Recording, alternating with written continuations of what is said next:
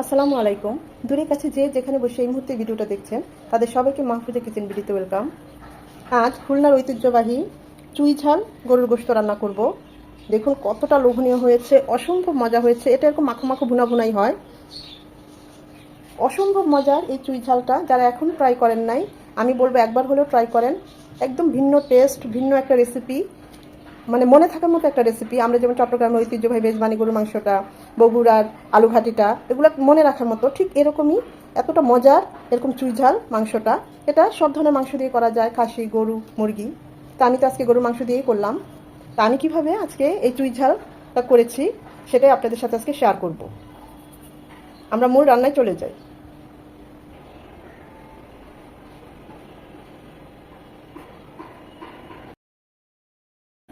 চুই ঝাল করার জন্য এখানে আমি গরুর মাংস নিয়েছি 2 কেজি।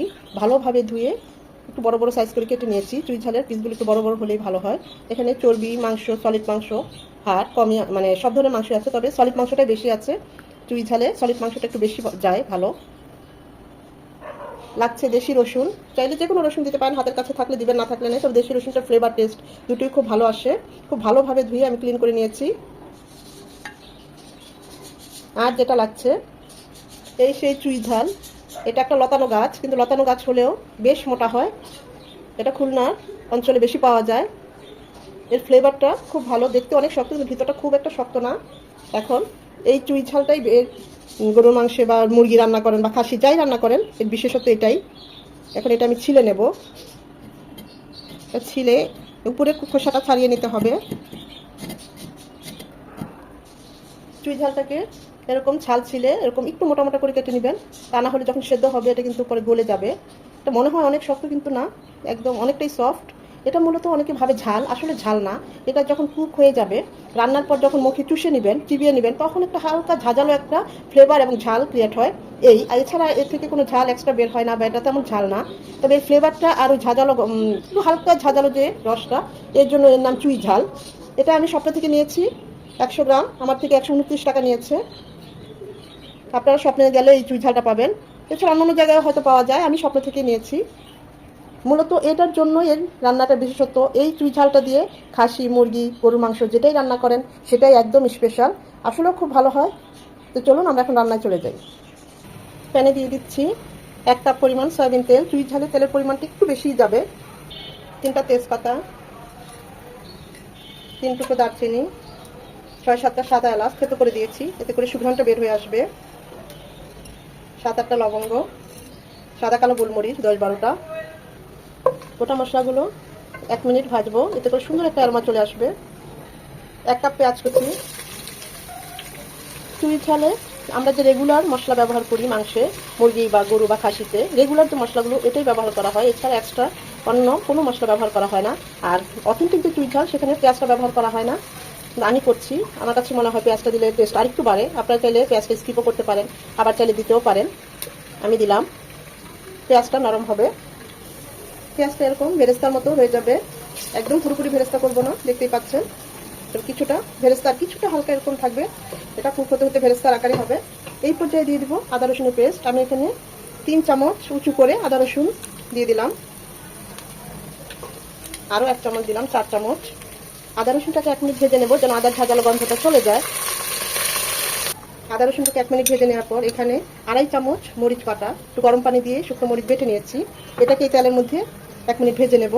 চেষ্টা করবেন এখানে বাটা মরিচটা দিতে, এতে কালার এবং টেস্ট দুটোই খুব ভালো আসে। মরিচটাকে 1 মিনিট ভেজে নেওয়ার পর এখানে 2 চামচের চেয়ে কম, 1.5 চামচ হলুদ গুঁড়ো আমি একটু গরম পানি দিয়ে গুলিয়ে নিয়েছি। আর এখানে 1.5 চামচ ভাজা জিরে গুঁড়ো একটু গরম পানি দিয়ে গুলিয়ে নেব। গুঁড়ো মশলা একটু পানি দিয়ে গুলিয়ে নিলে বাটা মশলার ফ্লেভার টেস্ট দুটোই আসে। মশলাগুলো আরেকটু ভালোভাবে কষিয়ে নেওয়ার জন্য আমি 1 টেবিল চামচ ফুটানো পানি দিলাম।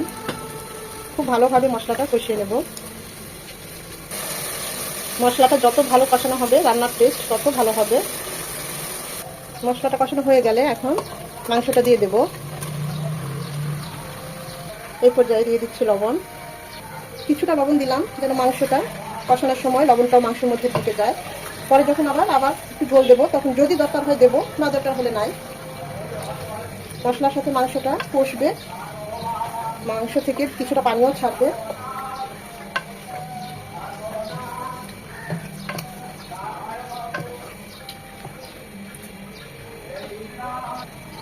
বিশ থেকে 25 মিনিট মাংসটা কষিয়ে নেব। অবশ্যই মাঝে 2-1 বার নেড়ে দিতে হবে। মাংস থেকে বেশ কিছুটা পানি ছাড়বে, সেই পানিতে মাংসটা কষিয়ে নেব।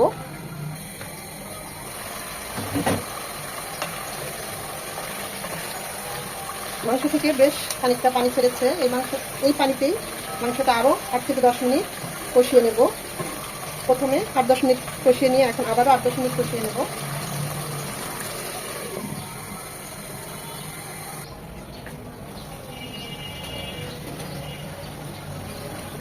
পঁচিশ থেকে 30 মিনিট মাংসটা খুব ভালোভাবে কষিয়ে নিয়েছি। 40% কুক হয়েই গিয়েছে, একদম মাখো মাখো হয়ে গেছে মশলার সাথে মাংস। এখন এই পর্যায়ে দিয়ে দিব মাংস সেদ্ধ হওয়ার জন্য ফুটানো পানি। এটা একটু ভুনা ভুনাই হয়, যে যেমন গ্রেভিটা রাখতে চান ঝোলটা ওই অনুযায়ী দিবেন।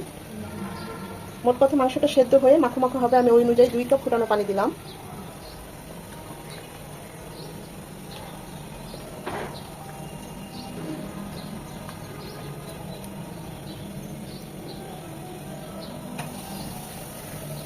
এটা কুক হবে আরও 15 থেকে 20 মিনিট। মাঝে অবশ্যই আরেকবার নেড়ে দেব।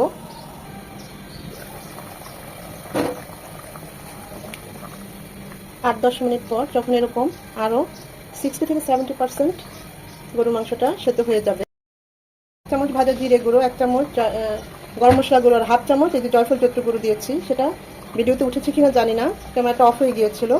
তো যাই হোক, আমি এইমাত্র এটা দিলাম। এখন দিয়ে দিচ্ছি সেই রসুনগুলো। আমি এখানে 8টা রসুন দিয়েছি, আর দিয়ে দেবো এই সেই চুই ঝাল, সেটা 7-8টা আস্ত কাঁচামরিচ। আমার কাছে মনে হয়েছে লবণ আর একটু লাগবে, তাই আর একটু লবণ দিয়ে দিলাম। এটা এই লাস্টে মাংসটা যখন 70 থেকে 80% সেদ্ধ হয়ে যাবে তখন দিবেন এই রসুন, তারপরে চুই ঝালটা। তাহলে রসুনটা আর খুলবে না, কিন্তু সুন্দরভাবে সেদ্ধ হবে। চুই ঝালটা থেকেও খুব সুন্দরভাবে সেদ্ধ হয়ে মাংসটা একদম মাখো মাখো হয়ে যাবে। আমাদের এটা আরও 8 থেকে 10 মিনিট হবে।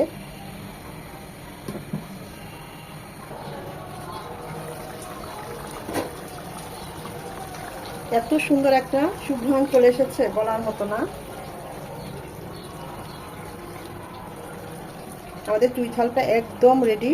এরকম মাখো মাখোই এটা রাখলে খেতে বেশি ভালো লাগে। রসুন টসুন সব সেদ্ধ হয়ে গিয়েছে। চুই ঝালটাও দেখেন অসম্ভব সুন্দর হয়েছে, কালারটাও খুব সুন্দর এসেছে। টেস্ট করেছি, সব ঠিক আছে। এটা এরকম মাখো মাখো ভুনা ভুনাই ভালো লাগে। আপনারা চাইলে আর একটু ঝোল ঝোলও রাখতে পারেন। তো আমি এটা মিডিয়াম টু লো হিটে আরও 5 থেকে 6 মিনিট রাখবো। মাশাআল্লাহ, এর সুঘ্রাণের কথা কি বলবো। লুকসটা দেখেন, অসম্ভব মজা হয়েছে। টেস্ট করেছি অফ ক্যামেরায়, সব সেদ্ধ হয়ে গিয়েছে। দেখুন অসম্ভব মজা হয়েছে। আমি এখন চুলাটা অফ করে দেব। আমাদের চুই ঝাল গরুর গোশত একদম রেডি।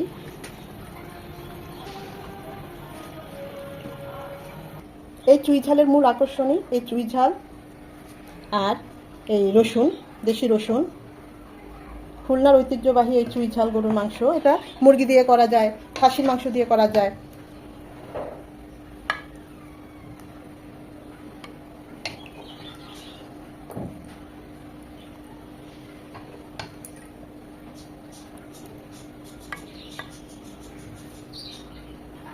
আমি তো একটু ঝোল ঝোল রেখেছি, আপনার চাইলে আর একটু ভুনা ভুনা করে নিতে পারেন।